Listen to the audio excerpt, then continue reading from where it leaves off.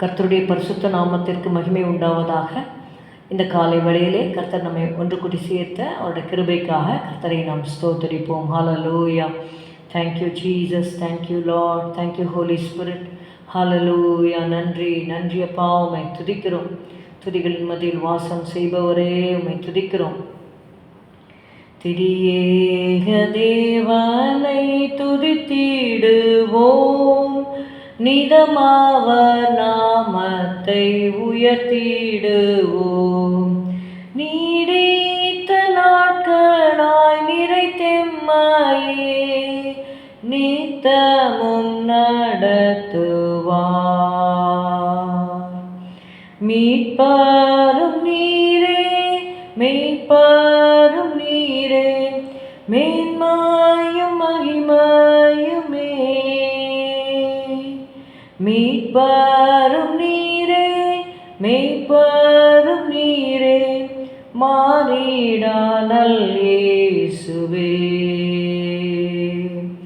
அபிஷேகம் செய்து எம் சிரசதனை ஆனந்த சந்தோஷத்தால் நீரைத்தே, அகமதில் இன்ப கீதமாளித்தே, அகமதில் இன்ப கீதமாளித்தே, மகிமையில் முடிசூட்டுவே.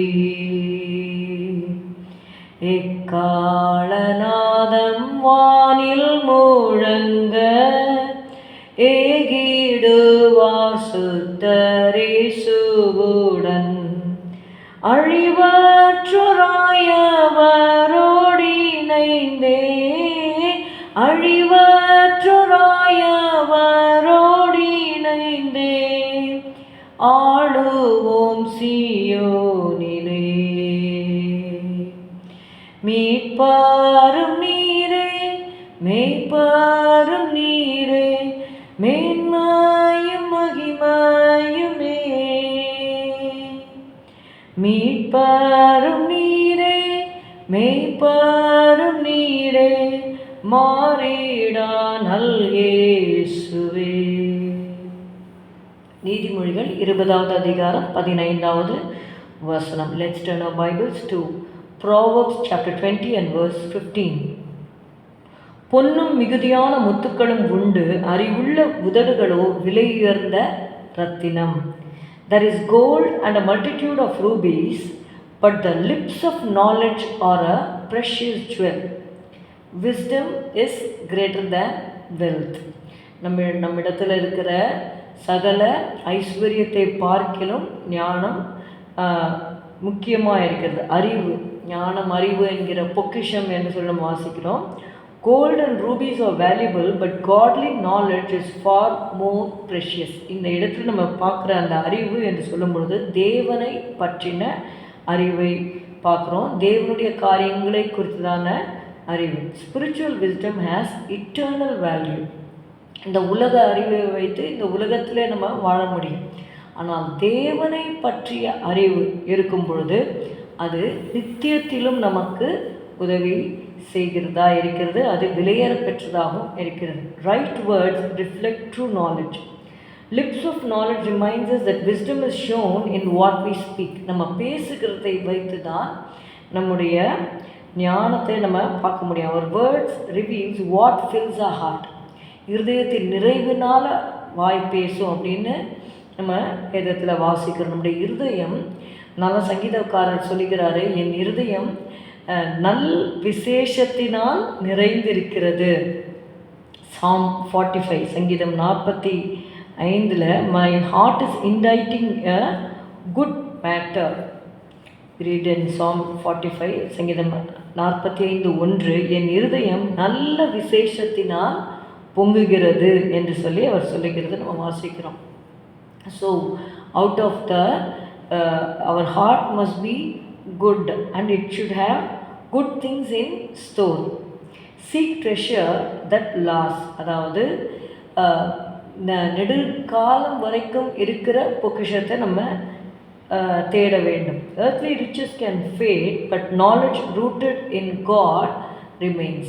இந்த உலகத்தின் அறிவு, கல்வி, ஞானம் எல்லாம் காலப்போக்கில் அது என்ன ஆகிடும்னா மாறும், அது மறைந்தும் போகும். ஆனால் தேவனை குறித்து, தேவனை பற்றின அந்த அறிவு நித்தியம் வரைக்கும் நிலைக்கிறதா இருக்கிறது. இன்வெஸ்ட் மோர் இன் க்ரோயிங் ஸ்பிரிச்சுவலி தேன் இன் கெய்னிங் மெட்டீரியல் வெல்த். அதாவது உலகத்தில் நமக்கு ஆசை தேவை தான், ஆனால் அதை விட முக்கியம் தேவனுடைய ஆவிக்குரிய வாழ்க்கையில் நம்ம வளருகிறதுல நம்ம அதிகமாக நம்ம அதில் ஈடுபாடு படுத்தி கொள்வது நமக்கு நல்லது என்று சொல்லி பார்க்கிறோம். For example, we know about Solomon. First Kings 3, God asked Solomon what he wanted. Solomon asked for an understanding heart. He chose wisdom over wealth. God gave him wisdom, and also God added riches and honor and long life also to Solomon. Go from the presence of a foolish man when thou perceivest not in him the lips of knowledge. It's written in Proverbs 14:7. அதாவது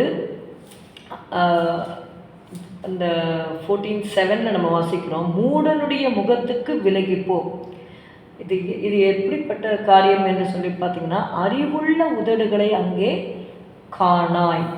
When thou perceivest not in him the lips of knowledge, which is full of empty words or misleading or harmful words. அதாவது அதனால நம்ம வாசிக்கிறோம், பக்தி விருத்திக்கு ஏதுவான நல்ல வார்த்தைகள் உண்டானால் அதையே கேட்கிறவர்களுக்கு பிரயோஜனம் உண்டாக நம்ம பேச வேண்டும்.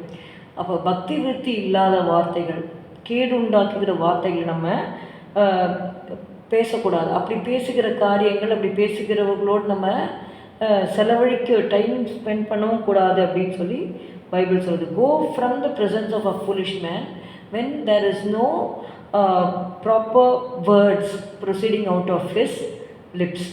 You should find the lips of knowledge. அதாவது அறிவுள்ள உதடுகளை நம்ம இப்படிப்பட்ட மனிதர்கிட்ட பார்க்க முடியாது. அதனால தான் நம்முடைய அந்த ஞானத்தை நம்ம வாஞ்சிக்க வேண்டும். தேவனை பற்றும் அறிவு, தேவனுடைய, அதாவது they may speak in such a way that it will turn us away from godliness. That's the real meaning of it. That influence, it pulls us away from God. அதனால தான் நீங்கள் பார்த்தீங்கன்னா, தேவன் இல்லை என்று மதிகேடன் சொல்லுகிறான் என்று சொல்லி பார்க்கிறோம். So let us be wise in seeking God and godly things. ஸ்தோத்திரம் அப்பா, உம்மை துதிக்கிறோம் ஆண்டவரே. இயேசுவே அப்பா, அறிவுள்ள உதடுகள் ஆண்டவரே அப்பா, அந்த விலையேறப்பெற்ற ரத்தினம் என்று வாசிக்கிறோம் ஆண்டவரே. ஹல்லேலூயா, உம்மை துதிக்கிறோம் அப்பா. ஆண்டவரே அப்பா, ஆவிக்குரிய வாழ்க்கையிலே நாங்கள் இன்னும் வளர, தேவனை பற்றின ஆண்டவரே அறிவை ஆண்டவரே அப்பா நாங்கள் இன்னும் அடையும்படியாக தொடர்ந்து செல்ல ஆண்டவரே ஸ்தோத்திரம் அப்பா. உலகத்தின் செல்வங்கள் ஆண்டவரே, உலகத்தின் காரியங்களிலே ஆண்டவரே அப்பா எங்களுடைய மனம் செல்லாதபடிக்கு தேவனை பற்றி கொண்டு இருக்க, தேவனை அறியும் அறிவிலே நாங்கள் வளர எங்களுக்கு நீர் கிருபை செய்யும். இயேசுவின் நாமத்தில் பிதாவே, ஆமென். என் ஆத்துமாவே கர்த்தரை ஸ்தோத்திரி, என் முழு உள்ளமே அவருடைய பரிசுத்த நாமத்தை ஸ்தோத்திரி. என் ஆத்துமாவே கர்த்தரை ஸ்தோத்திரி, கர்த்தர் செய்த சகல உபகாரங்களையும் மறவாதே. Good morning. Have a good day. God bless you.